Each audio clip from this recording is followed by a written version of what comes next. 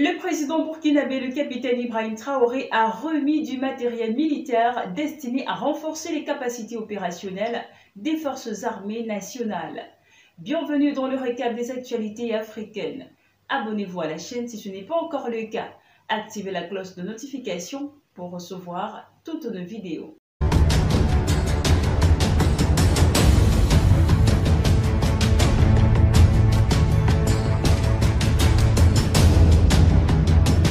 Le président du Faso, le capitaine Ibrahim Traoré, a remis vendredi 10 octobre 2025 au ministère de la Défense du matériel lourd de combat, comprenant des véhicules blindés et divers véhicules de combat destinés notamment aux bataillons d'artillerie de campagne et d'intervention rapide et aux bataillons blindés d'intervention rapide. Cette remise s'inscrit dans la continuité des efforts entrepris par le gouvernement pour renforcer l'armée burkinabé. Le président du Faso avait déjà reporté fin décembre 2024 la remise d'un important lot de matériel de guerre, dont certains assemblés localement en comprenant des conteneurs jets, des camions-citernes et des blindés anti-mines. Les camions-citernes avaient été spécialement assemblés au Burkina Faso par une entreprise nationale. Le capitaine Traoré avait alors symboliquement remis les clés au ministre d'État, ministre de la Défense et des anciens combattants, le général de brigade Célestin Simporé, déclarant « Je vous remets officiellement les clés de ces engins logistiques et de combat. Prenez ce matériel comme un cadeau de fin d'année du peuple à son armée et intensifiez la guerre. » Selon la présidence, ces équipements visent à renforcer les capacités opérationnelles des forces combattantes dans la reconquête de l'intégrité territoriale. Depuis sa prise de pouvoir en septembre 2022, le capitaine Traoré s'est engagé dans une dynamique d'équipement conséquent de l'armée burkinabé pour faire face aux menaces sécuritaires et terroristes. Les relations consulaires entre Washington et plusieurs pays africains connaissent de nouvelles turbulences. Après la suspension des services de visa américains au Burkina Faso, obligeant les demandeurs à se rendre à Lomé pour leur démarche, c'est désormais le Mali qui fait face à une mesure restrictive. Les États-Unis instaurent un système de caution pour l'obtention de visas d'affaires et de tourisme, une initiative jugée discriminatoire par Bamako.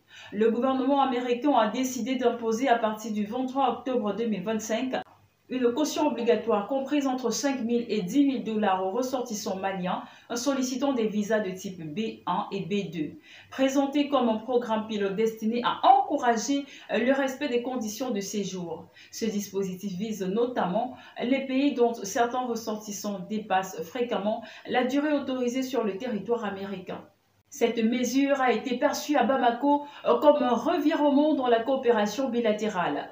Le ministre malien des Affaires étrangères a rappelé que le pays avait toujours collaboré avec les États-Unis sur les questions migratoires, privilégiant des approches nationales et de la dignité humaine. En réaction, les autorités maliennes ont annoncé la mise en place d'un dispositif équivalent pour les citoyens américains. Ceux-ci devront désormais se soumettre aux mêmes conditions de dépôt de caution s'ils souhaitaient obtenir un visa pour le Mali. Cette décision s'appuie sur le principe de réciprocité, souvent utilisé en diplomatie pour établir un équilibre entre partenaires lorsque l'un adopte des mesures unilatérales. Bamako estime que la décision de Washington enfreint l'accord bilatéral signé en 2005 sur les visas de longue durée à entrées multiples. Selon le communiqué publié le 11 octobre, cette initiative unilatérale constitue une remise en cause d'un cadre de coopération jugé jusque-là stable et équitable. Cette tension consulaire intervient dans un moment où plusieurs États africains reprochent à Washington un durcissement de ses politiques migratoires. Une unité malgache ayant pris le parti des manifestants antigouvernementaux a nommé dimanche le nouveau chef d'état-major de l'armée, le président Andry Rajoelina, dénonçant une tentative de prise de pouvoir illégale. Les soldats de cette unité, le CAPSAT, corps d'armée, des personnels et des services administratifs et techniques, ont également rejoint les milliers de personnes à nouveau rassemblées dimanche à Antananarivo, cette fois pour une cérémonie d'hommage aux vies perdu depuis le début des manifestations le 25 septembre. La CAPSAT, acteur majeur du coup d'État de 2009 ayant propulsé M. Rajoelina au pouvoir la première fois, avait appelé samedi les forces de sécurité à refuser les ordres de tirer sur les manifestants. Les soldats étaient ensuite entrés dans le centre de la capitale pour rejoindre des milliers de manifestants qui les ont accueillis avec joie. Tôt dimanche, des officiers du CAPSAT ont fait une nouvelle déclaration vidéo. Désormais, tous les ordres de l'armée malgache, terre, air, mer, émaneront du quartier général du CAPSAT, ont-ils dit. La directrice générale des élections en Guinée, Mme Djenabou Touré Camara, a procédé samedi à l'installation officielle des membres de la commission financière et de la commission de réception de la validation des parrainages en vue de l'élection présidentielle prévue le 28 décembre 2025. Selon la Direction générale des élections, la commission financière aura pour mission de fixer le montant de la caution exigée des candidats ainsi que le plafonnement des dépenses de campagne autorisées durant la période électorale.